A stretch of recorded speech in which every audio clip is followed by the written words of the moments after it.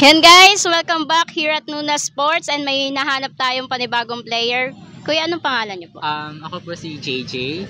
Kuya, meron po kaming game para sa'yo, color game. So, G ka ba? Yes, Gina G. Gina G si ano po. Okay, start natin. Pipili po ako ng color, no?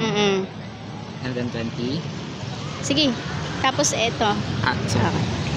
Alam, na-roll na. Okay, may isa sa first roll ni Okay po. JJ. And then, pipiling color. Yes. 20. And then 20. Isa, tapos yan.